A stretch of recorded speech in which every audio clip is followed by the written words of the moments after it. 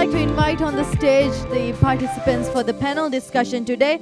First of all, we have one of the speakers for the panel discussion, Shahid from Kanduma. He is the Executive Assistant Manager of HR and a seasoned HR professional. Please give him a big round of applause. Next, I'd like to invite Risha from Maldives National Airline. She's the L&D Manager of Island Aviation Services.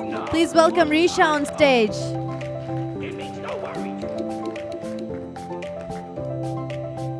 Now I'd like to invite Zahan. He is the HTC Assistant Director of HR. Please welcome Zahan on stage. And today our moderator will be Inaz. He's a seasoned hotelier, trainer, speaker, and CEO of Jobsicle. And today he'll be known as our bellboy. Please welcome Inaz.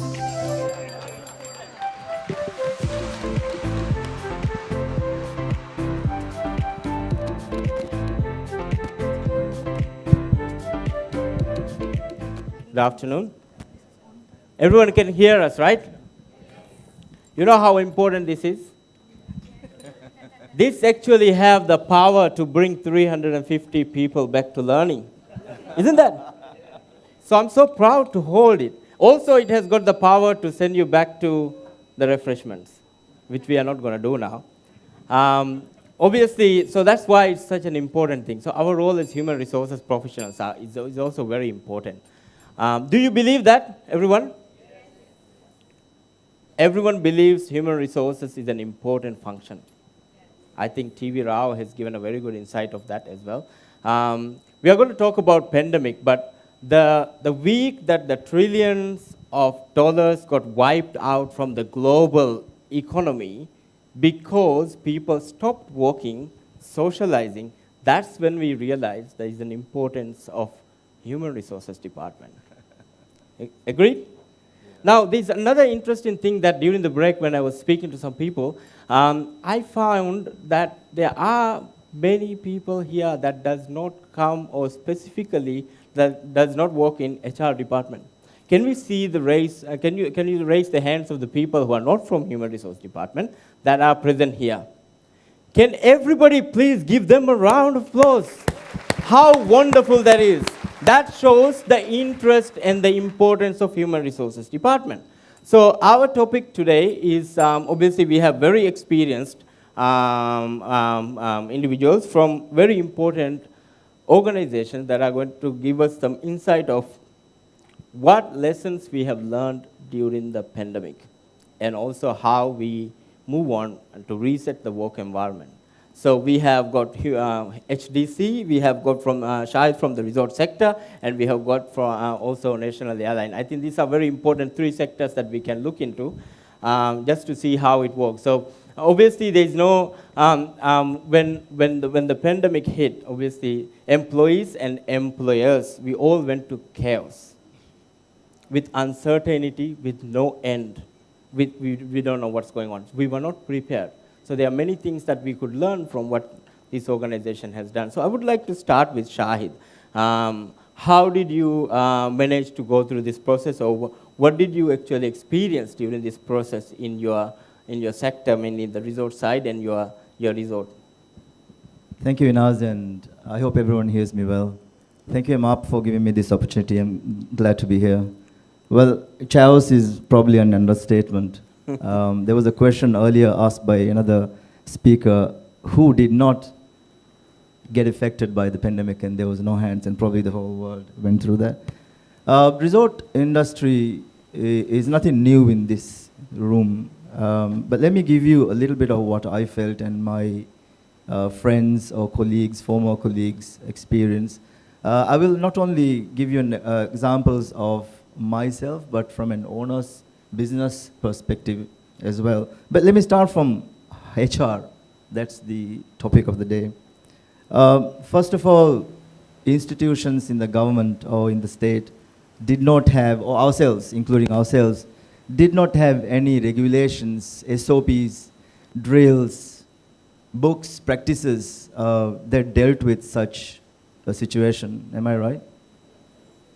Is there anyone in the class that can tell me you had drills done, SOPs, best practices, books written on how to deal with this? So that was a major setback for us or any other industry, specifically us as I'm representing resort industry here. We are very well known for, as an international company, I'm proud to say that we do a lot of fire, tsunami drills, and all of those things, and you get ticked off in the end of the year, right? The appraisals and the corporate things are done. So we are very good at it. And to go into such a pandemic and find that we were helpless was actually a very big setback. Very, very big setback. So the institutions did not have any, we did not have any.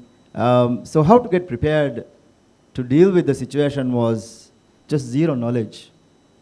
And there wasn't any mentor, coach. Coach is enough used in this room. There was no mentor, no coach, no consultant that can give us. So what we had was our owners, we had our government, we had our partners, suppliers, that we went through bits and pieces to help each other. And very less people talk about suppliers here, right? Suppliers are a very important part of the business. Now, that's one institutional part. The second part was the people itself, themselves, sorry. People, how to take care of people. 2, 3 aspects of it. One, the basic pay. What are we going to do? What the company is ready to pay, it depends on it depends on company to company, how much your payroll is and what percentage of your revenue is, and how much do you have your current balances and cash on hand and all these things, right?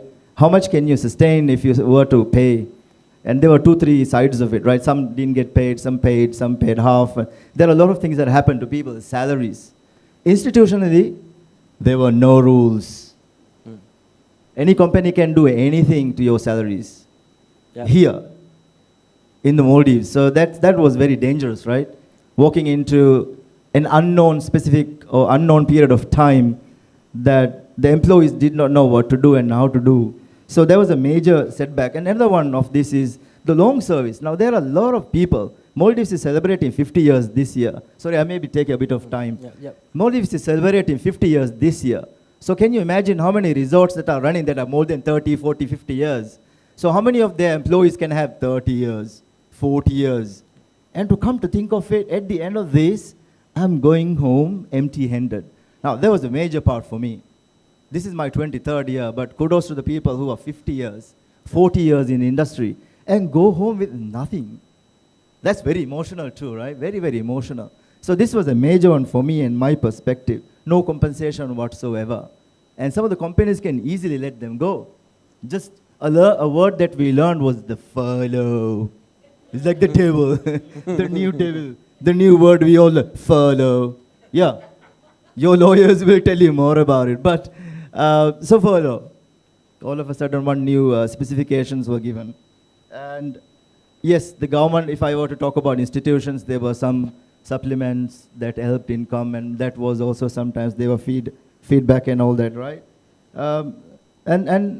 For a specific HR again, the HR managers did not have the book to deal with this situation. You were ready for terminations? So 2 people hand fought each other, you can deal with it. You can deal with harassments, you can deal with it. But how to deal with these conversations were a major setback. So I think I'll sum up those for the specific of time. Thank you. Well, just I think it's very interesting because TV Rao also mentioned recently, just now, that HR, most of the HR function actually went into a default mode, and we did not know what we were supposed to be doing, and then we kind of tend to become a communicator. We were the hub, and a lot of people were in stress because we have to be updated before anybody else. So we have to keep on updating ourselves and sharing the information. So in that sense also, we kind of tend to forget, not forget, but we kind of diverted whole our direction into something else. And everything was new to us. So going into airline industry, sorry, I'll keep my bell here. How does it work in airline industry? Because that was one area which got hit really hard. And how did you manage to go through the first initial process of pandemic in airlines? Good afternoon, everyone. The view from here is amazing. It's just amazing. Yes. The first thing that, obviously the aviation industry at large was severely impacted. And I'm sure everybody here regretted the decision of not traveling before that. we should have traveled a little bit more than that. So to be specific, we suffered 168 billion US dollars of losses just for the year 2020. What does that mean in terms of passenger traffic? 64% less than what we did in 2019. I think all of us contributed to that figure.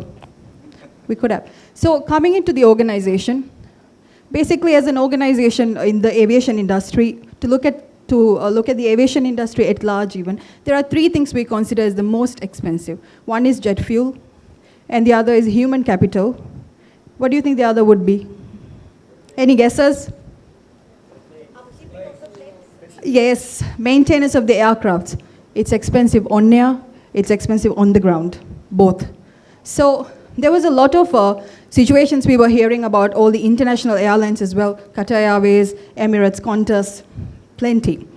What did we learn? As an airline, we learned two things. First is our capability or the adaptability. I've never wondered I could put laundry, start stir-frying some vegetables, and also get a project done on time. That's what happened to all of us when we started working from home. Especially as mothers, have your child on one hand, have the laptop on the other hand. Yes, boss, I'm on it. So that was one thing we noticed. And after that, we started seeing the team spirit. That factor of adaptability was brilliant. What next? You know, we have policies in HR that says, grow up, act like an adult. After the pandemic hit, we all started actually acting like adults. Nobody told us to come to work on time, but we made sure we got up on time for each meeting. We stayed late, but we managed to do it all. So what did we see? We saw results. So it was not anymore, listen, this procedure is there, let's follow it. It was, my goodness, they've achieved those results, more than what we expected. So that was something that we were extremely surprised to see, because pandemic meant it gave a new meaning to work-life balance. The balance was more like an imbalance, but we did it anyways, right? Yes, so that's what we faced, and those were the most two important lessons that we learned. Especially, we saw that the resilience of the team is unwavering. Thank you. Thank you very much.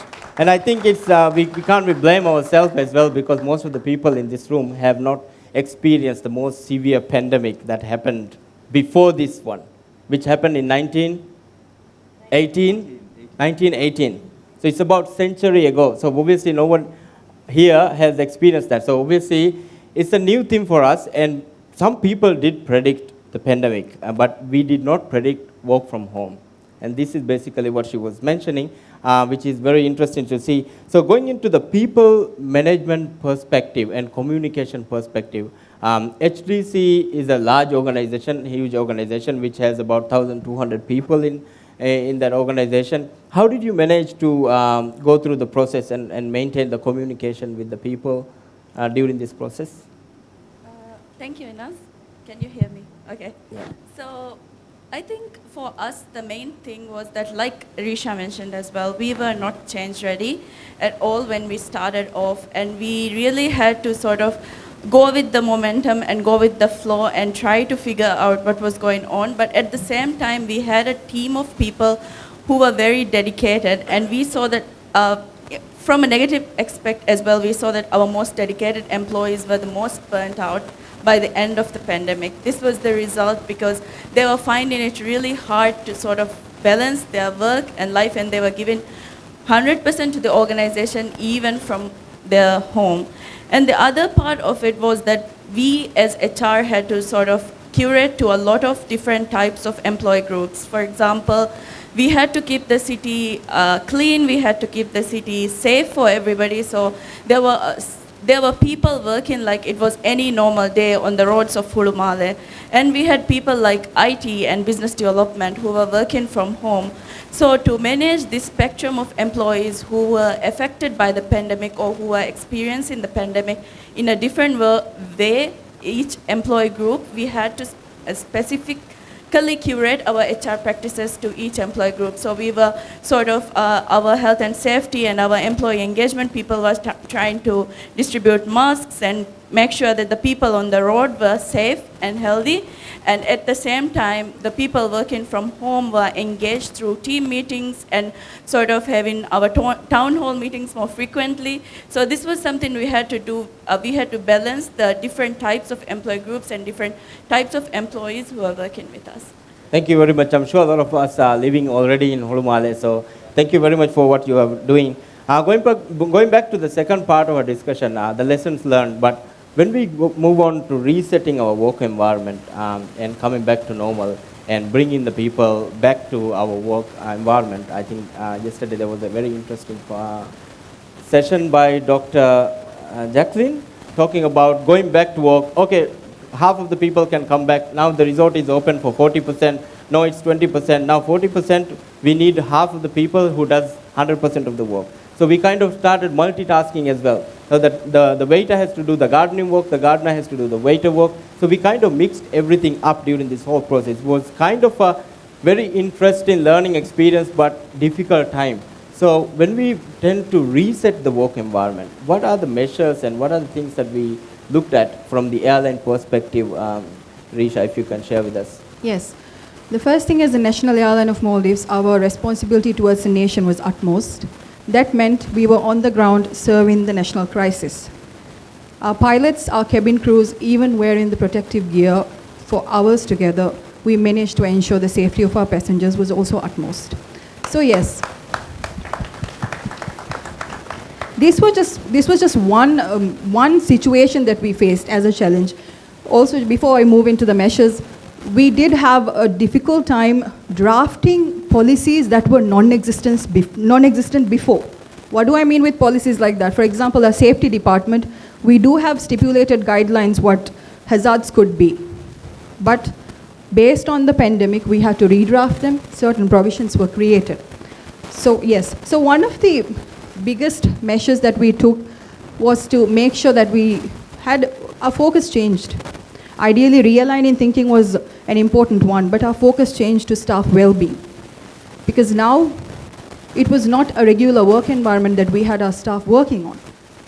It was quite hostile. We did not expect certain things.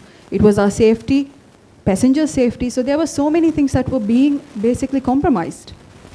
So one of the measures were to ensure staff well-being. We took stress management, workplace health to a different level, and which is exactly why we advocate more on mental health now than we ever before did. And another one we had resorted to was create a bit of a hybrid environment, like what Mr. Iyaz was saying. A hybrid environment, for the reality, it looks like the ideal environment, but all of us had difficulty. We're talking about a diverse workforce, people from different nationalities, people of different age groups. You know, one policy cannot serve everybody in the best interest. However, we had to make sure that it was fitted into the crowd's requirements. So the hybrid wasn't tough. Hybrid made sure everybody's considerations were noticed. Another measure, just for the last measure, well, basically, at the National Airline, we firmly believe that human capital is very important, but developing them locally is of the most important factor for us. Why development locally? Because we have a huge workforce of 1,300 people, and majority of them are locals. We have the talent in the country. Why not strategically place it and make sure that these are the people who are leading in terms of succession planning? So this was also given a huge consideration when the planning was done for the entire year ahead. Excellent. Thank you very much, Risha. I think that's one topic that is very important that came into light with her response, succession planning. I think we all realize the importance of succession planning, mainly after the COVID. I also want to understand from the resort side, I think there are a lot of people from the resort sector here. If you can see the hands, I think half of the, yes, there are good decent amount of people from the resort sector. Shahid, if you could give us some light on exactly how you proceeded to the new normal from Kanduma side, from HR perspective. I know you are now in operation, being in 18 years in HR. If you can give us some light from the HR point of view, what are the things, measures, important actions that you have taken in the resort that actually moved you towards the future from where we were from pandemic? Thank you, Naz, and I resonate what Risha has said as well from the airline perspective, because as a standard operating procedures in these companies are very, very important, imperative. Look, from the HR perspective, there was a lot of challenges that we were facing. One of the things that I mentioned was the furlough piece, right? So as an example, an average resort in the Maldives, let's say 100 rooms. If you look at the ratio of staff, 2 to 1, 3 to 1, 4 to 1, it goes on to 7, 8 to 1 as well. Luxury goes up. So if you look at a 100-room resort, so 2 to 1 is 200 staff, 3 to 1 is 300 staff, simple mathematics. So if you have to come back and your owners were saying, or your corporate was saying, now you're only able to bring an average forecast of 45 to 50, that was what I was aiming for. I'm sure all of the resorts would go into some kind of amount of 40 to 50% occupancy in the 2020 and 2021. So basically, if you had 400 people, you're going down by 40%, 50%. Now, how would a resort manage that from an HR perspective? People perspective was really challenging. And a very good multitasking point that you put out. How would we do it? How would a resort run with a 30-room, 100-room, 100 covers in your restaurant, 33 acres, 100 acres, 20 acres resort, cleaning up? So all these were considered, and all of the departments had, like Risha also mentioned, the SOPs. Sit down. How would you do this? We had to go down to the drawing table, as they say, right? So if everyone had sat down and you come up with department by department, how would you do it? And this time, one of the best things I've seen, and I probably rest on it, is all of the HODs that you think were sitting in their offices were not. They were part of the waiters, they were part of the gardening team, they were part of the cooking chefs. So that's how we managed. Your multitasking was obviously done, but inclusion of all the HODs. And the HODs challenged us were very, very high because they were much higher demands now from them, including physical work. I myself put on my hand, I have done gardening, I have done everything that is possible in the resort to open on time and plus positively give that experience to the guest. We said true hospitality to everyone. Now, how would you provide true hospitality with 40% and 50% of your previous manning? It was one of the biggest challenges the resort had. Now let's consider the other parts. I know timing is up as well. These topics are too long to discuss of the whole 2 years. So the other part of it is people returning back was much challenges. Some of the parts of the world we could not bring people in. Your airline, she said no flights. How would we bring people in? And I did not have enough locals at that time to actually manage the whole resort. We have 160 rooms in my resort, and there are 400-room, 500-room resorts in the Maldives. How did they manage? So I'll just shorten my thing, but it was very challenging to bring back people. Pieces of SOPs, pieces of multitasking, pieces of how would you manage the flow? You have to give the same promise to the guests through hospitality on the same number of people, and guests were seeing this. Soon after we started bringing guests were seeing this already. Repeaters were more importantly seen. You're managing with short staff, so how would you deal this? And you're dealing with all these masks. How would you smile on top of a mask? How would you maintain all these sanitizers that keep on breaking down? So there were many things we felt. If I had time more explain, I'll do the whole thing A to Z. But just the timing thing. Thank you very much. Thank you very much. I think that's a little bit of a brief of a small part of what they experience from human resource perspective. There are a lot of people who have gone through actually the same experience from the resorts. I'd like to pass the last question to HDC, obviously taking care of a big city, freezing all the works for extended period and bringing them back to work was more of a change required through the whole system as well. And how did you cope up with the whole thing? And what are the measures that you have taken from the HR point of view to bring the work back to life? So the first thing that really challenged us during the pandemic as well was that during the pandemic we had a merger with GMIZL. So there was a merger, there were new hires coming in, there were people working on the roads, there were people working from home. So it created a lot of disconnection and dysfunctional relationships. So our first and utmost importance was placed on employee engagement. So we created a new people and culture team who are now capable of independently checking and understanding where the dysfunctional and organizational silos are actually in. So we are proactively trying to improve the employee experience post-pandemic, because for us, employee engagement and motivation plays a vital role. And secondly, I think adapting with the lessons that we have learned, one main thing was that we are now implementing a new ERP system, and we have also implemented new learning and development practices to be more fluid, and we are also encouraging reward mechanisms to be more fluid.